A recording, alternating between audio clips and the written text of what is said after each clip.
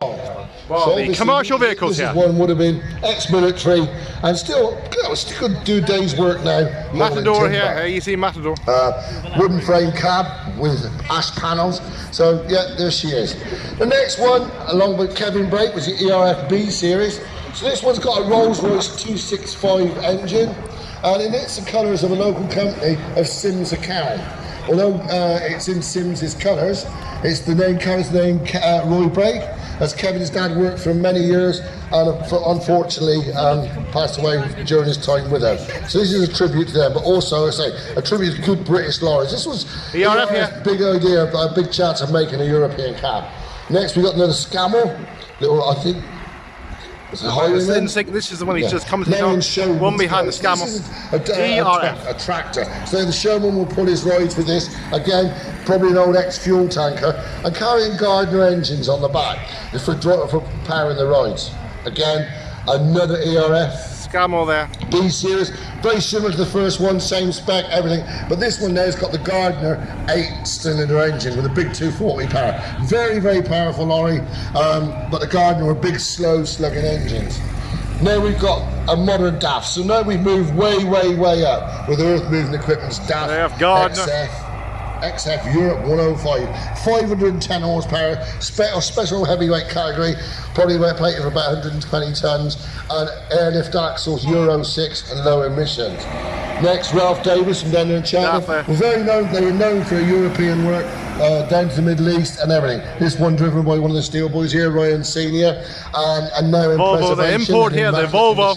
So it's got a 16-litre engine. So Volvo now have really gone up in the world with this big F8 Globetrotter. Someone's not worked out that the same gate's being used. Swedish, of course. Now we've got a Land Rover Series 1. So this is where now that they've taken the idea from the American Jeep and they've designed a Land Rover utility vehicle very along on similar lines as the American Jeeps at their time, 4-wheel drive, really turned farming round. So the Pt2 driven rear end. I think this one is probably a Series 3. Again, I'm not the biggest Land Rover man, but I know this was another Series 1. So we will get these Land Rovers. It was usually have someone in here with me. Right, I'm a truck man. Here we have a nice Volvo F10. Big 10-litre engine. Owner-drivers, so a lot of your owner-drivers would have bought this. It was done in their demonstration colours. I know one of our steel boys. And this one's actually appeared on TV in the BBC TV period, The Truckers. Another Land Rover. This is another Volvo here. Made specifically for the military. Would be able to light enough that it could be dropped by parachute from a Hercules or whatever. Rugby cement. Another Land Rover, they were military Land Rover here. 4375. Extra long chassis because they would have carried a donkey engine on there for raising the trailers. This one's being powered by a Perkins engine and is being shown there by the Mayer family from Nextslade. Foden here. Here we have another lightweight Land Rover, again ex-military. I see it's carrying a Cornish flag on the front. And it's a Series 2 lightweight. That's it, if the Land Rover people could politely put their fingers up, in a polite manner, I would appreciate it. There we got BMC. This was known, these are the FG, but were very much known as the Threatening Bit Cab. So these were nice, safe vehicles used by delivery firms BMC in and out of shops. Threatening Bit Cab, there we are. Could step out without stepping into traffic. The doors open backwards. This one, I think, is a Series 2. Again, politely putting his fingers up. Long wheelbase, canvas top, and all the family. Land Rover. Now this is a Series 3 and it looks like it does some rallying. Safari there we are, probably used in Africa, all fitted out for the extra high wheels Safari. Plug-in, and again canvas top. Now we have an EC11. East Africa, so there we are. This is the big Olympic cab. This is the ERS last throw at the dice of becoming and taking on the European tractor units. So this one's got the Olympic cab, high roof in it, again with a big Cummins engine and in superb condition. So all the way up there from Cornwall, so thank you very much. There we are from the far west. Next one again, another Series 3, short wheelbase, hard top. From a long way, there we are. There, and also in preservation. There we have another Land Rover. 10. So the big 10 litres there. So this was a They're coming in and going out again, by the way, not parking up. These were bomb-proof engines and very much like by most operators. Very simple to work on. And the Volvo, another import here. Electronics to sort of started powering it. Again now, we have another series, I want to say series 2, again, thanks for being polite. And in the nice Land Rover green, the definite, you know, identifiable. Long wheelbase, hard top, looks like a series 3. Yeah, see, yeah, I'm getting thumbs up. We're even starting to get these Land Rovers right now. It's like playing bingo. Now we have the Defender. Lovely condition here, there we are. The Defender really range of Land Rovers. Sort of at the end of its days, but on the land, and about very collectible. This one is obviously really done for off-roading, and with the electrical services company. Right, Leyland Cruiser. So this was Leyland's 80s come 1626 lightweight cruiser, very much sort of preferred by like television companies, radio companies for pulling their boxes and everything. But they were like Leyland here, there we are, the lightweight motor. You had another little Series 1 Land Rover, period RAC badge on the front, pulling an original, I'd imagine, ex-military trailer. Now we have the King's Heavy Haulage. This one's plated at 150 ton. With a 60-ton crane on it. Notice the jacks on the front. Again, a big 460 engine of King's Heavy Haulage down there in Bristol. You see them all over the base now, but a very, very specialised transport. Again, another Series Volvo 2. here. Yes, and the thumbs up comes up. So, another Series 2. And I think there must be a Land Rover there, so I think. Series 3, the lady's got the 3 up. Well, that's saying Series 2 there, Land Rover. Yeah, Series 3. Followed by a Series 3. Easy to get them confused sometimes. It's got Minerva on the front. So can you explain it? Is it a Land Rover, sir? Pardon?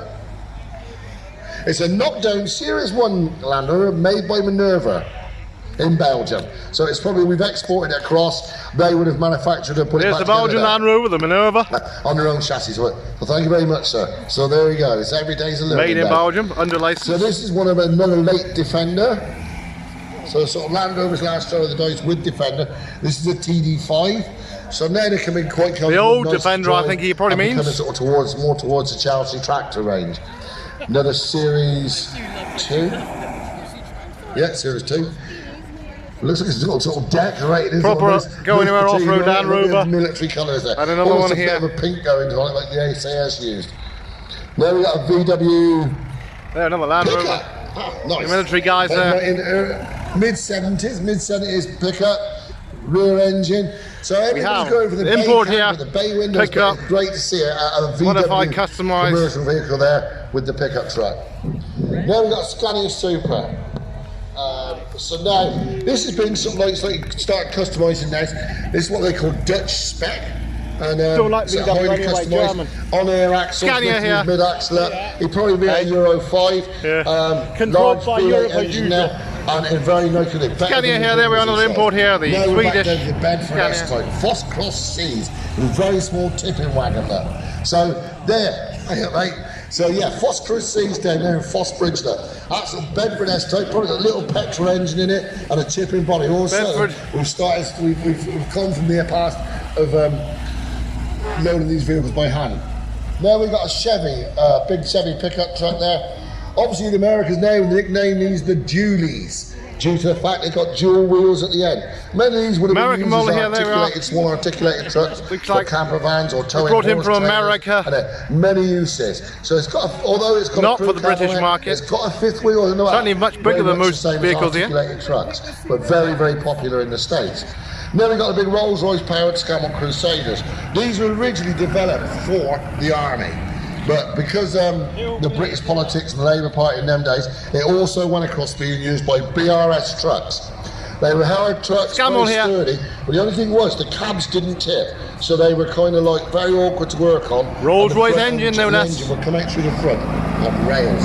Next we've got the Bedford KM. So same sort of cab to the TK. Another Cyrus system, Mr. D there, with a Bedford KM tipper. Bedford TK obviously here. Bedford in its day were the UK truck manufacturer. Between them and Ford, it was always a fight to see who was going to be at the top of the tree. Now we've got an F12, so you've got the big 12 litre, and we've seen the F10s earlier. Volvo here, this is a 12 litre Globetrotter. So the owner driving that has earned a few quid and he's gone up in the world. So now he's got a lot more room to stand up in or double bunk. Now we got the traditional, the Eddles family from here in Wiltshire and Gloucestershire, very synonymous with road transport in this part of the country. This is Richard's favourite, his big Peterbilt. Eddles and Sons there with the Legends of America on there. Many of you know the Eddles family started in American here next day and have been in haulage since the 60s. And you can see where they've come to now with these big Scania tippers. These are working trucks. They spend their days in the muck. They're in quarries, building sites and everything. And I think the first one here, a lifetime. And there's Scania behind here. Richard's, has successfully over the years had many trucks. Probably one of the top ones in manufacturing. Probably is the top one now. Certainly.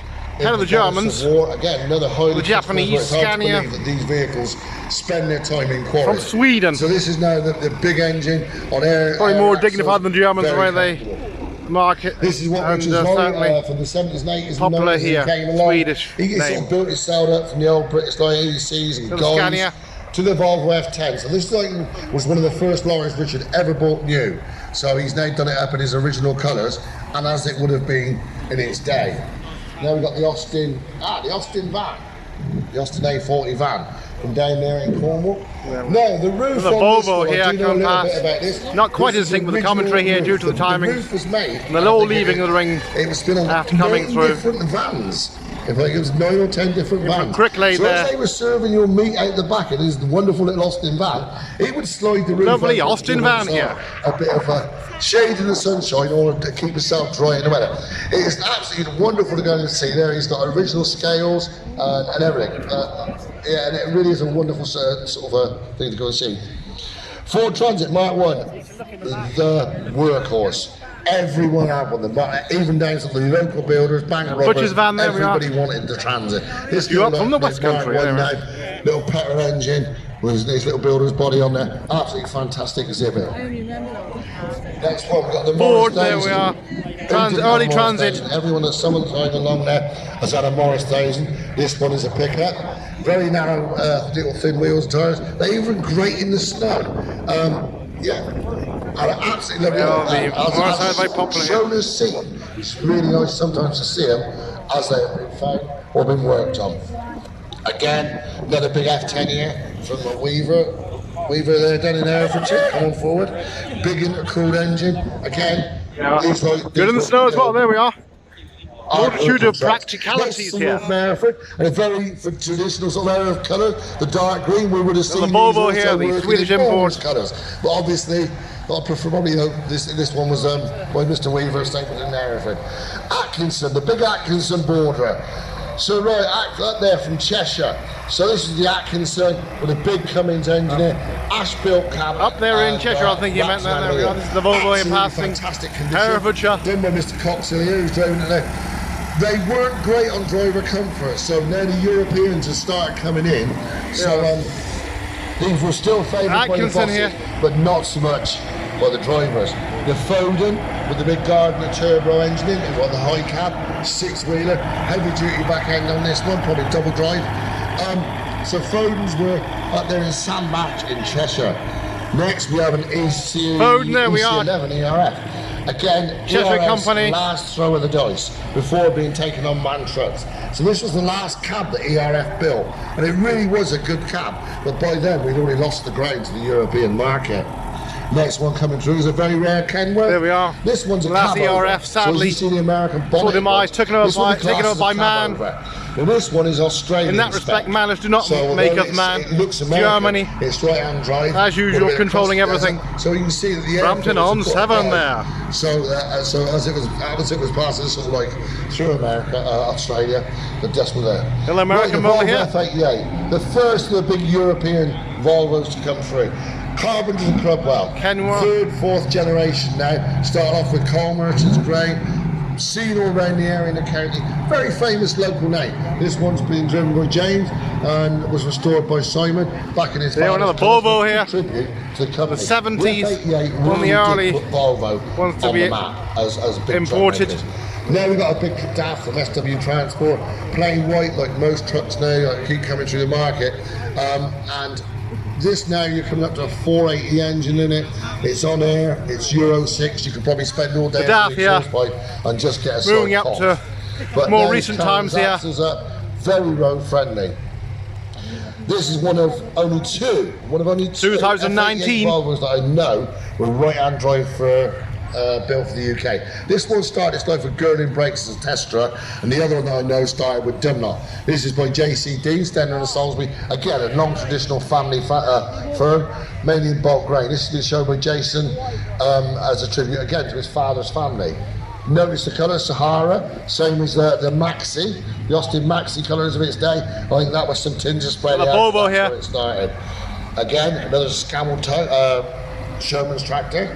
This one from Cornwall. Mid-70s. Yeah, with a Gardner engine, slow revving. But these trucks, they would pull anything up to sort of 100 ton. And it was crazy. It was just the way they were geared, and some were changing. And behind, following, we have a Scammell. AEC, probably ex-military. Probably it may have started off as even as a militant. Again, from the Amalgamated Engineering Company. Austin behind British Road Services. Again, great to see this. The Noddy van. So any of you lived in major towns, these Noddy vans had a door to go into the back. Very few of them had a front behind seat, so the driver could run in and out of the door, run in and out of the back, and it was just very accessible for what they wanted. Again, built by Austin, and not many of those survived. Right now we got Percy's Pride, the Tim Roy's down there, the Austin behind. John Weaver. Spanish Dodge, very rare, made by Chrysler, but with a Polaris engine. So these were very rare lorries, but by God, they would go in and British Road Services fast for their time. And mid-60s. Very few survived. They didn't like the tinware very much. But we say, really good nice lorry and a stunning exhibit. Next one, Eric Vick Transport, Gloucester. Sliding doors there. Gardner 240. When it says North Africa and Europe on here, again, this is how it was. Not many firms in them days were doing them. Directly behind we have the Dodge. Eric Vick, with many others, locals, or a few others, locals, were doing this work. These were ERF Staunton on our road. Easy to repair. They would go day and night, and these really did work. Again, ERF Big B series. Again, Foden. So this was another Foden with a Cummins engine. As I said, there we are. ERF Gardner behind. With Foden before the split with the ERF when Edwin Richard left. There we got this. Was it KV? A KV from M&S, another great Gloucestershire. Followed by another Gardner 120, 180. Remember, that was a big engine in its day. We're now talking 6, 700 brake horsepower. But in their day, 100, 120, 180 was burnt up. We've got the little Dennis down here from Guildford. Absolutely wonderful. So your local Coleman now has finished with ERF Gardner here behind. Hercules. And this is probably one of the first lorries he would have bought, the little Dennis here.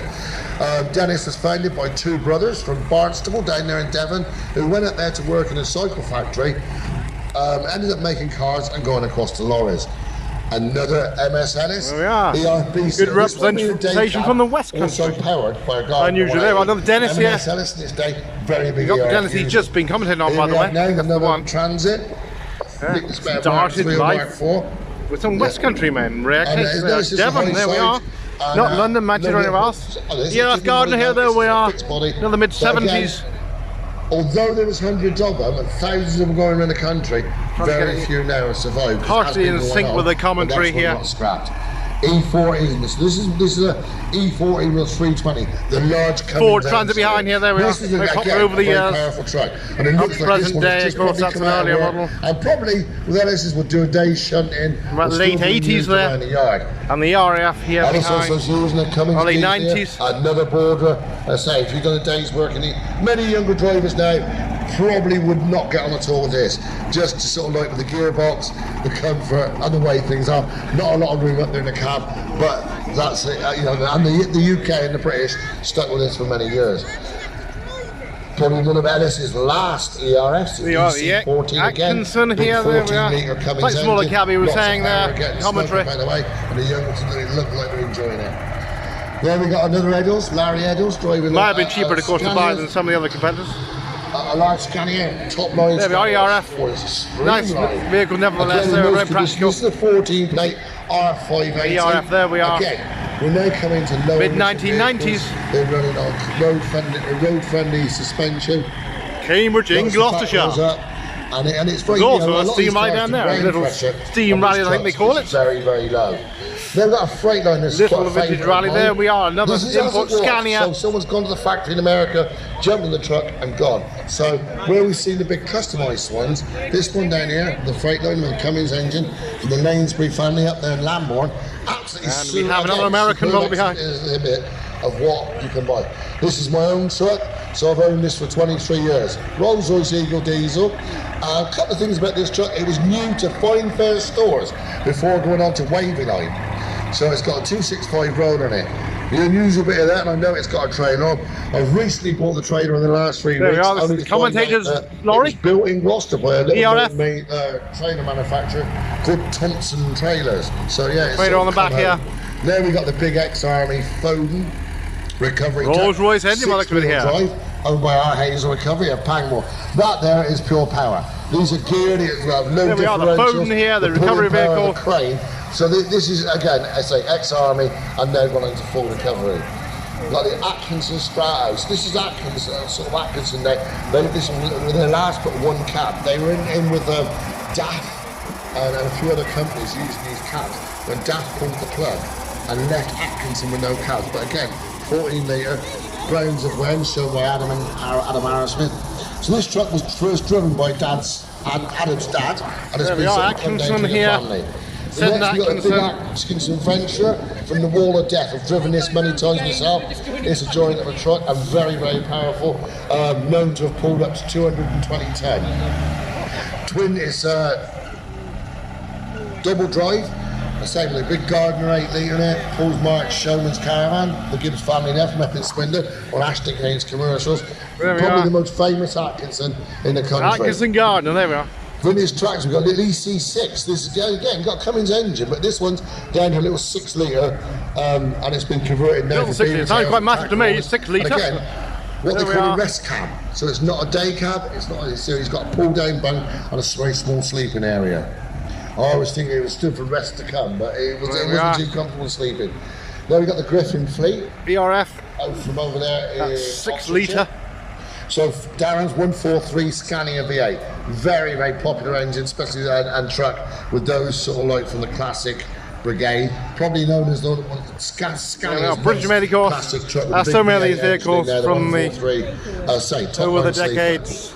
Followed by his different brother. Here comes another Scania, another import here. Once used by Gilders Livestock Haulage, and Darren's now brought it back in and sort of restored it extensively now, driven by Chris Griffin, Darren's father. 113. So the engine on this one, although the cab's the same, it's almost similar to what the engine now is out the front, giving him a flat floor to walk about in and we have the Scania behind. There we are. After that then came the big brother, the R580. So this is Scania's last big bonneted cab of the Griffin fleet. 508 brake horsepower. Swedish. The exhaust outside very, very highly customised. And so that's actually left-hand drive. Quite funny that it's been followed by a little probably for the British market. Another one behind, massive cab. Great little body on, as I said. Many builders. Too big for British roads, you could say. You could drive along and the doors open, or you could step out in without stepping into the traffic. And that is a great little exhibit. Lovely old. We're back on the RF, the Alpes, Austin van behind there. We are. Europe and England was known for its 8-wheelers. These were hard-working trucks, and it gets very hot in the cab. So yeah, there wasn't a lot of room. You got a massive great engine in there, no power steering. There we are. And the clutch would sort of like break the youngster's leg. But I say, another exhibit well shown by the Cleveland Transit, Mick Lindsay. The RF here, there we are, very practical vehicles there. Local family. Another DAF XF 105, 460, again on Euro 6, on road friendly suspension, and again low emissions, high cab. Most of these cabs are just single bunk now to give the driver a lot more room. Again, I think these are from a send from Ian Harry, another local transport company. And we have the DAF, they are the DAF and DAF. Very traditional old British truck. So a lot of these were made to go abroad, but there's little J-type, and that's very nice. And it's traditional and body. Another DAF look at the workmanship and the headboard. Now, petrol engines. but absolutely superb little vehicles. Another one from the Gibbs family. Very rare ERF C series. This one was done for petrol tank, but it's on what they call petrol regs. Behind we have a lovely old Bedford. It's a six-wheel double drive, but if Bedford you look behind. at it, it's on super single tyres that are black, and it has blast windows, so if there's any trouble with the load, there was any explosions. Behind those DAFs, Suco track units. Again, it was a Canadian Army truck, a gun truck. Yeah, behind there we are. Sort of like equivalent to the Militant, shown by, and then again converted for timber haulage, 4-wheel drive. 1834 shown here by Mr. Lewis Freshwater. So Mercedes. And an EWD here, there we are. With the 1834 EWD. Electronic power shift gearbox. Again, showing you Mercedes actual demonstration colours. And again, most of these were exported in the 70s and 80s. Back as they come out of work, they've been exported to all sorts of places like Ghana, Namibia. There we are, an import behind Mercedes, German. Say no more. Trader. Now, so this they're is probably better commercials than the other cars. Ford's throwing the dice with the trucks. Certainly they break down a lot. They're probably grabbing too many markets as usual. And especially with these little trucks. Germans for you. But we were still getting used to the little very Trader here. Cal-Scamel coupling. So that as the vehicle backed under its trailers, his legs would automatically flick up. Ford P100. Most of these are gone. So that is absolutely the Sierra pickup. Based on the Sierra there, with the pickup here. Like the tin worm, so very, very few survive. So to see one today is a rare. There we are, 1990 or so. Totally different. Not many of these at all. So you've got another this is a day cab, and I think the only company, although it was the big, same as the one that went down earlier on, this is the day cab. Not many day cabs are used. The only person I can think of was Boomers used them a lot on the cider trucks. But again, wonderful exhibit. Yeah, they're coming another through here. Mercedes coming around. This one, the 2538. Again, big V8 engine with shown by Freshwaters there from Oxfordshire. Again, electronic power shift gearbox. So the Mercedes are starting to make things easier. Yeah, big V8. Yeah, another Mercedes here, German import here. Twin steers, it goes to the detriment of our industry, of course. 2K.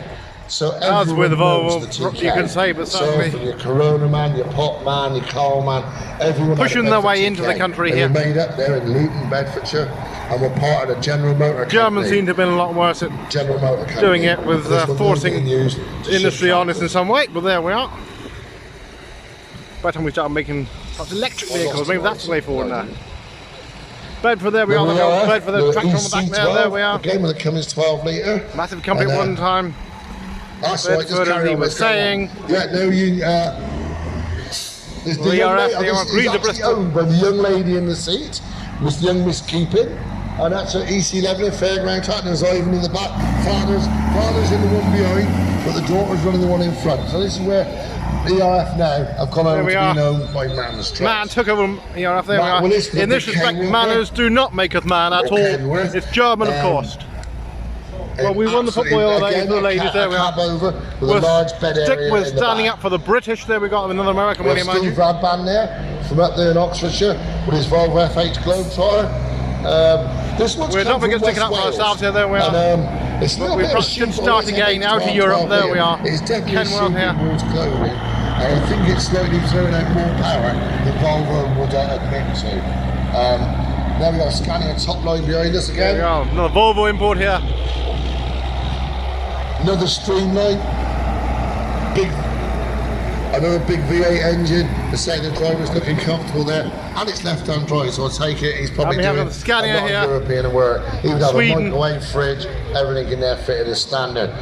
Again, a highly customised EC11, and actually proud to be British. That the Union Jack on there from down near Reading, Berkshire. Because some people think colder climate in in places Norway and Sweden, so that's why they had more insulated cabs, etc. There we are, another ERF here.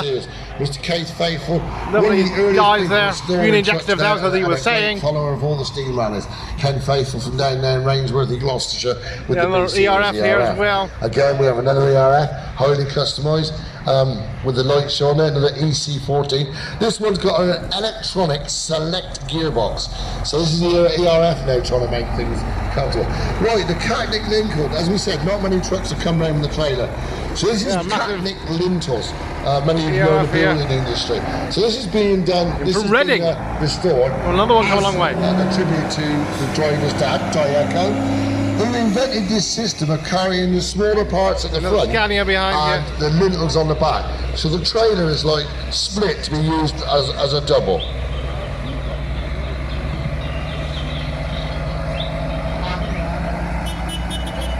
Back to the 1980s. Yeah, there was a Renault Turboliner. Again, the cab was also used by Ford Transcontinentals. Renault and Ford both sharing the same cabs. There we are, Renault behind, there we are, French company, of course, Renault in from France, it's a Jubilee company, there are Welsh. Transport down there in Wales, there we are. And this one would be out on the road, the driver would probably rarely be home. Yellow Volvo here. Hello. Hello.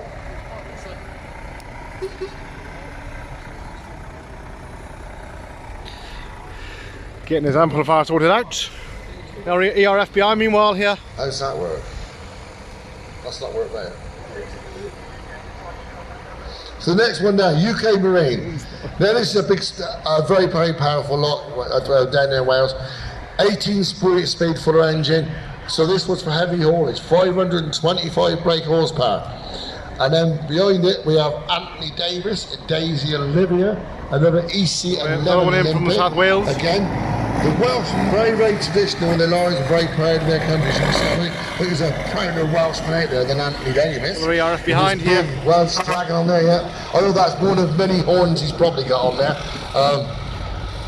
Another one in from Wales. Followed by the Ford Cargo. So the Ford D series now has gone. So we've now come out to the Ford Cargo. Again, many of these were used by the local building trade, but then they went right up to 38 and 44 tons. Cargo cab being used extensively on the whole range. Good number plate as well, and the ERF there on the Ford. Used for many things, I suppose, in the farming industry. Of course, what with Iveco, I think it took over Iveco. Early, and then a little Ford. It used to be Italian Iveco, anyway, Ford lorry here. This one's still being badged to Forest as opposed to Ford. Used there by Melvin Vickers, the Forest D, with this little handy body on it. Right. We have there another Thames here. Forester Dean, there we are. So we'll find out a little bit about this one. It's a Model T. So if we can just pull up. Behind we have the old Model T here. From what year? 1920 Model T. Vintage Model T here. Hang on. He said, I'm 102 years old and original. So that's the driver. Sorry. No, it's 102 years old. It's never been restored, which I think if anyone tried to restore it would actually spoil it. And it's in fantastic condition, he says, but a little bit fragile in places. Is that a tax disc on the side? What's the disc on the side? Is that a tax disc? Yeah. Probably tax exempt. Being so it's well a 1921 30 years old, 40 years old now, I'm not sure which one it is. Probably it's 40 years old. So, right, so things never change then. So look at speaking the driver now. The road tax back in 1921 was £5 for 2 months. So some things have never changed and they're still scamming us. But thank you very much, sir. Certainly gone up. There we are. The Ford Model T commercial here. So we're finishing early by that, isn't it? Certainly a rare vehicle there. Well, is there anybody else wants to come in? Well, left-hand drive there, we're probably for the American market. RW Cover Transport Limited. Down in Chatham again, another big scammer, R500. Again, as I said, things are getting comfortable. There we are, another probably better to drive than most of the average family cars. Again, his wheels lifted up, so road friendly. Again, saving on tyres and saving on. Spend a lot of time in them, of course, especially these days. Huge scammer. Of course, got to sleep in them as well, so we're reasonably comfortable bed, no doubt. Dive Scowl Explorer would have been made again as a heavy wrecker for the Army. Explorer. 6-wheel drive, independent suspension, would absolutely pull the house down, and the winching power on this will be incredible.